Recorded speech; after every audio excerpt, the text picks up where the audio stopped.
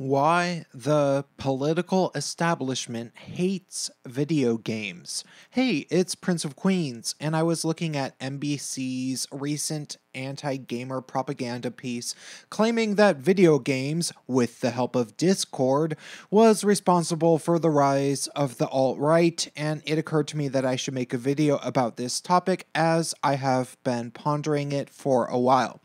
In the 1990s, it was seemingly generally people that were associated with the religious right that were persecuting video games, claiming that people shouldn't let their kids play them because of graphic violence. Now, it seems to be the left-wing establishment, starting with corporate media-backed feminists saying that games were sexist a few years ago, and seemingly now with the full weight of left-wing propaganda, which is claiming that video games are basically turning everybody into Nazis. For the purposes of this video, I don't particularly feel like extrapolating on the individual arguments regarding how foolish these lines of thinking are.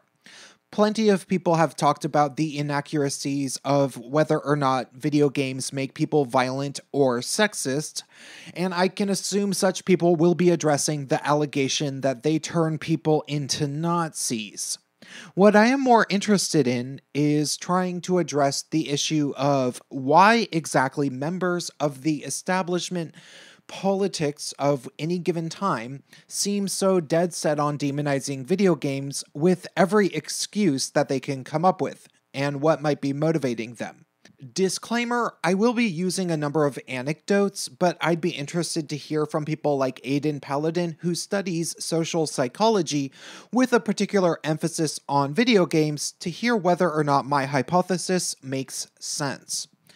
Initially, when I started thinking deeply about why exactly the establishment has seemingly always hated video games and continues to do so to this day, I came to the conclusion that it was likely because, unlike other such vices as drugs, alcohol, or television, video games have a tendency to make people smarter. This is not universally true, of course, as there are some people who aren't very smart and still play video games. Similarly, television has the potentiality to enrich people's intellect, though this is obviously most often not really the case. However, even the most rudimentary and fairly mindless games like Bejeweled are based around problem solving and exercise parts of one's brain, instead of numbing it with drugs or filling it with generally useless distractions and even potential misinformation like television. More so, video games are inherently meritocratic, as they are an entertainment medium in which players are simply good at games or they aren't. You can't beat a level or an opponent in a video game unless you have acquired the skills to do so, and the format equalizes everybody playing the game so that they are competing on an even playing field. Many things in life are different, which is where the saying, "life isn't fair," comes from. If somebody is playing sports, there are various advantages based around size and conditioning. But with video games, a 10-year-old girl could easily beat a 25-year-old man if she was better than him. Video games are a pure test of wit, and unless you hack the game somehow or you have bad eyesight, nothing can change that. That said, video games are always fair, so when you take into account the notion that gamers are people that have been intrinsically shown through trial and error what a true meritocracy looks like, these people pose a threat to many biased and non-meritocratic social structures that are facilitated by various political parties. As anybody who has studied at basically any school or has worked in basically any working environment will tell you, neither school nor work tend to be true meritocracies. There will always be teachers' pets who get better grades, even though they didn't write particularly good papers, and there will always be non productive employees that get promotions, seemingly only because they are never 15 minutes late to work. When you look at people who work in politics or media, this lack of meritocracy becomes amplified quite a bit, as the bias becomes based around having the correct political opinions, being of a certain identity, and one's ability to toe the line of the generally acceptable narrative. Some people are okay with doing this, of course.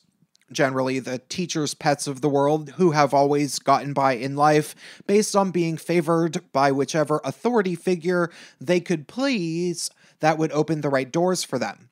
However, other people object to this and wish that occasionally the super talented individualists were rewarded for their unique abilities. From my experience, gamers are most commonly the latter type of person. Gamers have an inherent bullshit meter that has been ingrained into their subconscious that can immediately see through all of the authoritarian favoritism type stuff that goes on in so many places, and they notice it for the unfair and ultimately counterproductive construct that it really is. Over and over, we see politicians and media personalities who are lacking in merit and talent elevated to high positions, and gamers largely seem to be some of the first to notice just how messed up this entire system really is. Why should anybody care what type of household a political candidate grew up in? Why should we care if it's a man, a woman, or what their skin color is? Shouldn't we care about how good they might be at the job? Sure, it's not only gamers that make these observations, but I would be willing to bet that the majority of gamers that are out there have an instinct to make these observations. Due to the hard and fast meritocratic nature of video games, gamers often become frustrated because the real world isn't fair like their games are, and they often begin deeply questioning why exactly that is, which leads them to questioning politics as a whole. That's just the basic theory about why establishment politicians have seemingly always been against video games. And if I want to put on my tinfoil hat for a bit, I think that it would be naive to assume that high-ranking employees of organizations like the CIA or people working for political think tanks didn't realize this back in the 90s. There are undoubtedly geniuses with PhDs in social psychology that had been studying video games and the effects that they have on people who play them habitually since video games became popular. And they started to realize that gamers were more independent-minded and that they usually held fast to meritocratic expectations. However, I think that there's a more timely spin that I can put on this in reference to the establishment and the fact that it is the Western left who is now demonizing gamers relentlessly, and why it would suit the wishes of their particular establishment in the current year, especially in relation to the way that they largely focused on demonizing Discord, which is not even technically a gaming platform, but just another social media site. You see, games have become extremely social in recent years, especially, to the point where if you are playing a game like Overwatch on competitive mode, you can expect people not to want to play with you if you don't have a headset with which you can communicate with them. This isn't because people simply want your company as an individual, as that's a mere side effect of the interaction. Rather, in order to effectively play these team games, you need to be communicating with your team. You need to alert them to danger, coordinate defense strategies, and coordinate offensive maneuvers. And if you can do that successfully, you can expect to end up making a few friends after the fact. However, What's really interesting about this type of social interaction that comes from video games is that very, very few people start playing these games with a full team of people that they already know. Most people begin playing social video games by themselves, and the matchmaking in the game randomly pairs people up, and then they end up making friends with people after winning together. That said, due to the meritocratic nature of these games, people might find themselves making friends with all sorts of people that they might not expect to make friends with, due to the fact that they all share the same goal of winning the game. 95% or so of what people care about tends to be winning when you're playing the game, not what somebody looks like or what their gender is. I find personally, as a gay male, that when I play games like Overwatch, I do encounter teammates occasionally that might not be used to hanging out with gay guys. I've even played with one asshole who mocked my voice for having a gay accent, despite the fact that we won and the stats showed that I played a lot better than he did when the game was over. Still, in the mind-blowing majority of instances, when I am playing this team game, people end up being completely nice, and we develop a camaraderie after we start winning together. Are there homophobic people who play the game? Undoubtedly, as there are bigoted people everywhere.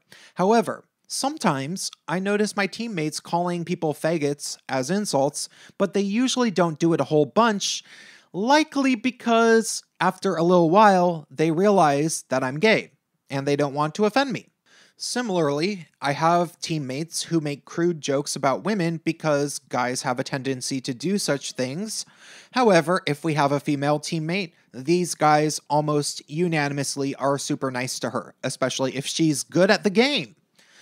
Therefore, I would say, from my experience, that these games bring people together more than they encourage supposed bigotry, which, of course, is completely ironic if you look at the narrative coming from the left, which claims that these games turn people into raving misogynist asshole Nazis, which is, of course, the exact opposite of the truth. So why do so many people in the political left demonize video games? What is their overall end game for this?